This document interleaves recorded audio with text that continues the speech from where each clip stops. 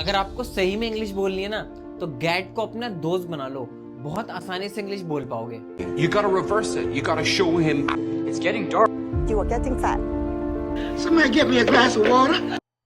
इस वीडियो में बताऊंगा मैं आपको गेट के यूज जो कि बहुत ज़्यादा इजी हैं और आपको इंग्लिश बोलने में बहुत ज़्यादा आसानी होगी ये यूज सीखने के बाद। तो चलिए शुरू करते हैं। Hello guys, this is Mohammad Talib and I am here to teach you English and enhance your knowledge. Guys, सबसे पहला यूज हम सीखते हैं गेट का फर्स्ट यूज जो कि होता है किसी काम को करवाने के लिए। बहुत ज़्यादा इंपॉर्टेंट है, डेली लाइफ में बहुत ज़्यादा आपके यूज होता है और बहुत ज़्यादा ईजी है समझना।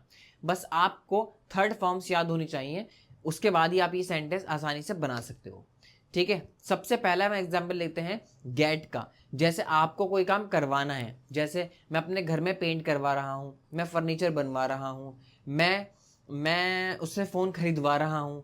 गाइस, ऐसे सेंटेंस के लिए हम यूज़ करते हैं गेट का, लेकिन उसके साथ थर्ड फॉर्म। देखिए सेंटेंसेस। मैं अपने घर पे पेंट करवा रहा हूँ। I am getting painted my house. I am getting painted my house. समझ में आ रहा है ना आपको? गेट के साथ यहाँ गेटिंग के साथ थर्ड फॉर्म लगाना जरूरी है जहां पर आप किसी से काम करवा रहे हो। मैं दूध मंगवा रहा हूँ। अब यहाँ पे मंगवाने की बात हुई है, मंगाने की लाने की बात नहीं हुई, मंगवाने की बात हुई है। तो मंगवाएंगे तो गेट का यूज होगा। जो काम आप खुद ना करें, किसी दूसरे से करवाएं, उसमें आपको गेट का यूज करना है। देखिए सेंटेंस, मैं दूध मंगवा रहा हूँ। I am getting brought the milk. समझ में आ रहा है? ब्रिंग की थर्ड फॉर्म ब्रॉड। मान लीजिए आपका कोई काम रुका हुआ है और आपको कहना है कि भाई मैं ये काम करवा लूंगा, आप खुद नहीं करेंगे, आप करवाएंगे, तो वहां पर गेट का यूज होगा। तो कैसा सेंटेंस बनेगा? I will get this work done. I will get this work done. समझ में आ रहा है ना आपको? मेरे साथ बोलते रहिए, I will get this work done. अब गेट का दूसरा यूज क्या है? किसी काम का होना, यानी कि खाना गर्म हो रहा है, अंधेरा हो रहा है, सुबह हो रही है। यहाँ पे हम यूज करते हैं गेट का। तुम मोटे हो रहे हो, वो मोटी हो रही है, ऐसे हम यूज करते हैं गेट का। देखिए सेंटेंसेस, इसमें आपको कुछ नहीं करना, कोई थर्ड फॉर्म नहीं लगानी, सिंपल सेंटेंस बनेंगे। देखिए, तुम मोटी हो रही हो, यू आर गेटिंग फैट। या तुम पतली हो रही हो, यू आर गेटिंग स्लिम। वो मोटा हो रहा है, he is getting fat.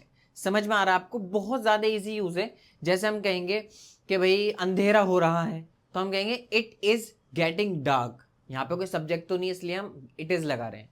It is getting dark. अब एक सेंटेंस आप कमेंट बॉक्स में जरूर बताएंगे, अंधेरा हो चुका है। समझ में आ गया ना आपको? अब चलते हैं गेट के तीसरे यूज पर, कि बहुत ज्यादा बढ़िया है, मुझे तो पर्सनली बहुत ज्यादा अच्छा लगता है क्योंकि अमेरिकन इसे बहुत ज्यादा यूज करते हैं। Have got to. देखो, हैव गॉट टू का मतलब क्या होता है? करना पड़ेगा। हैव गॉट टू, मुझे वहां जाना पड़ेगा। I have got to go there. I have got to go there. मेरे साथ सेंटेंस दोहराइए। अगर आप मेरे साथ नहीं दोहराएंगे तो आप हो सकता है बाद में भूल जाएं। मेरे साथ दोहराएंगे तो आप जल्दी जल्दी सेंटेंस को लिख भी पाएंगे और अपने माइंड में सोच भी पाएंगे अच्छे से। जैसे मैंने कहा, मुझे ये खाना खाना पड़ेगा। I have got to eat this food. अब ये गॉट, हैव गॉट टू को अमेरिकन या नेटिव स्पीकर्स क्या करते हैं? गोटा कर देते हैं। जैसे आई गोटा गो, मुझे जाना पड़ेगा। आई गोटा गो बहुत ज़्यादा इजी है, बहुत ज़्यादा बढ़िया है, बोलने में अच्छा लगता है, लेकिन आप इसको सिर्फ इनफॉर्मल इंग्लिश में ही यूज़ कर सकते हैं। जैसे मुझे उसके घर जाना पड़ेगा। I gotta go to her home. समझ गए? ऐसे ही बहुत सारे सेंटेंस हो सकते हैं। अब ये सेंटेंस आप मुझे कमेंट बॉक्स में बताएंगे जो आपको आपकी स्क्रीन पर दिखाई दे रहे हैं। मेहनत करते रहिए इंग्लिश सीखने का। ये बहुत, मैं सिर्फ और सिर्फ 4 मिनट की वीडियो है। 4 मिनट की वीडियो में आप इतना सब कुछ सीख रहे हो, इससे ज़्यादा तो क्या ही हो सकता है। देखो, मेहनत करते रहोगे, इंग्लिश सीखते रहोगे, ये सेंटेंस आप लिख लो, याद कर लो और अपने दिमाग में इस तरह बिठा लो कि हमें कभी भूलने नहीं है। ये आपकी डेली लाइफ वाले सेंटेंस बताए मैंने। जैसे आई गोटा गो, मुझे जाना है, मुझे जाना पड़ेगा। I gotta go.